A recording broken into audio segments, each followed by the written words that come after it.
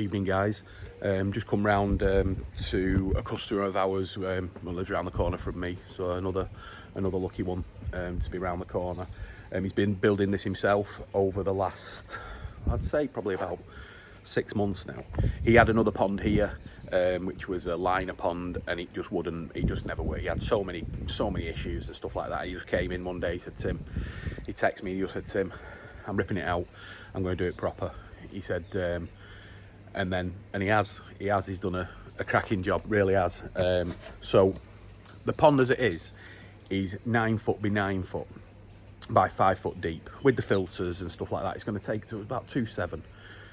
So now what I want to show you while I'm here, because like everything, when you're building a pond this time of year, especially if you're going to build it in the ground, you're going to hit the water table some places. So most places, when you go down a few feet, you're going to hit the water table. So it's either a patience game and let it dry out, which in this weather now, it's probably only going to take a week and most ponds will be dried out. But what Colin's done, he's got some tanking stuff which he's had to put round on the inside of the pond to stop the water ingressing in. So it's a pain, but it just comes with ponds. There's not much we can do about it, I'm afraid. So anyway, it's sealed now, there's no water coming in the pond.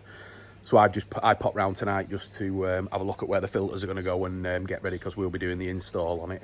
But while I was here, I wanted to just show you what he's done with the pond, and also how he's fixed a few problems with the water coming in. So anyway, let's have a quick look. So there we are. That's the pond. As you can see, there's the pond, and in the back, that's where the filters are going to go.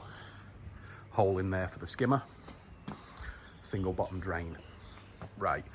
So when you do get water coming into the bottom of the pond, which again, you know, it's one of them things, there's nothing you're going to do, but depending when you're going to build the pond, you're going to hit it. You're going to hit it. So what Colin has done, which is the best way of doing it, he has dug a sump here, which is deeper than the pond base. So the water will find its way into there, because water will always go to its lowest point. And then he's got a sump pump in there, which just clicks in and takes the wastewater away, which in then theory will take all the water out the bottom of the pond, which it has done. Even though he has put a bit of tanking on there, it wouldn't have taken that much longer really in this weather that we're having now. The rain seems to have passed, well, the heavy rain anyway, so that's what he's done. So that's what he's done. He's dug a hole near the pond, sumped it, and got a sump pump in there. Now, if you have a look at the black plastic that's on the sides, what he's done is put a bitumen coat all the way around the base. Now, this is more, I think what he's done it really for is to, when he backfills, it'll cut, you know, he's putting gravel in there, so it'll get rid of the water faster and stuff like that. So but he's put the bitumen on there for waterproofing as well, just so it doesn't go inside the pond. But like I said, the best way of doing it is to put that in there. You put a couple of them round your pond, that'll get rid of all the water. Now, when I've come round, Colin, he's been watching all the videos, and the first thing he's just said to me now, he said, Tim, he said, I've put a return over there. He said, and look at where it is with the skimmer. Right, so I've just looked and said, right, don't worry about it, right, because there is actually going to be 4 returns in this pond.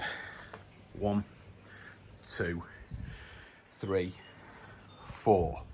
But now what I've just said to him is, because we're going to be running a Nexus 220 in here, I'm a massive believer in leaving the Nexuses alone. I don't like doing anything with a Nexus apart from letting it run off the bottom drain.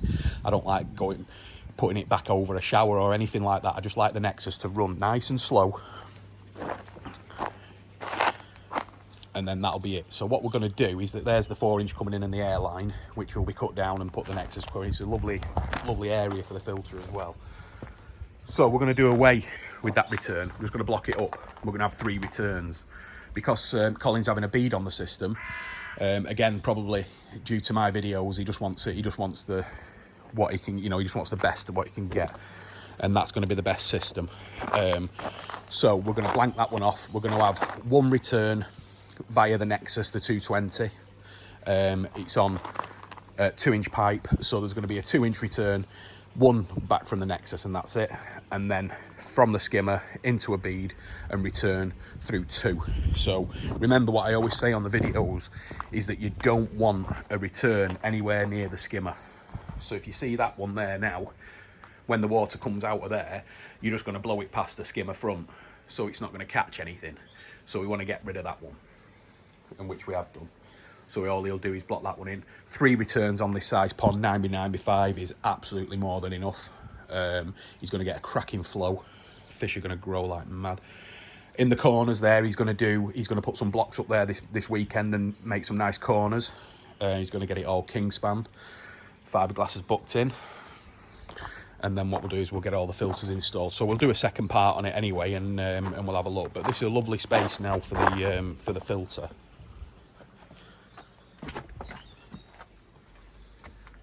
That's the 4-inch line coming up from the bottom drain, the 1-inch air pipe there. So, and then when he's finished all the return lines, because they're not connected yet, so the return lines will be coming down into these trenches and backfilled.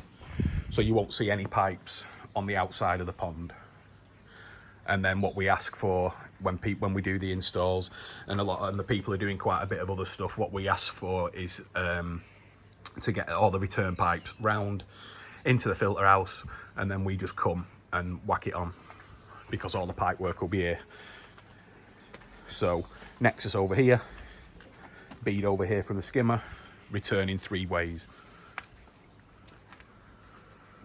So there it is. But I just wanted to show you that the sump with the water ingress, because I know a lot of people will either be suffering with it now, or they have suffered with it and fixed it, or it's just drying out now. So I mean, there are people that are just, you know, that when you're building a pond, it's like going back to my long pond at the shop.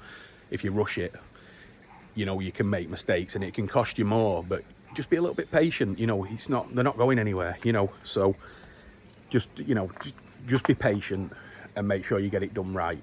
And digging that hole deeper than the pond and then adding a sump pump to it will always get rid of the water table, because it has to. Water will always find its lowest point. So, but yeah, it's a cracking pond. Another pond that he's done all on his own. Well, I think he got a friend of his in to come and do the brickwork, but he's going to do everything else, so he's dug it out anyway. So that's the hardest job, isn't it? So obviously I'd have helped him out, but got bad back and the shoulder, bad shoulder. So, but yeah, no, fantastic pond. Another self-built one, which we always like. So we'll do another part when it's when we get the equipment round, and it's going to be a lovely pond. And you know, it's one of them things again where he had the old pond, he just had that many issues with it, just with the liner pond and everything like that. It was either build this or just give up fish keeping, give up koi keeping for good. But I'm happy he's built this, I really am. So yeah, I mean, you know, I don't think it's over the top. I think the system's great, but he wants to put a 10 piston now and stuff like that, and I just don't think you're going to need it with this pond. I think it's a nice little gallonage, this, and I think you'll grow some nice fish in this pond as well. So, but anyway, stop rambling. Right, anyway, if you like the video, give us a thumbs up, subscribe if you can, and we'll see you on the next video, guys. Thank you.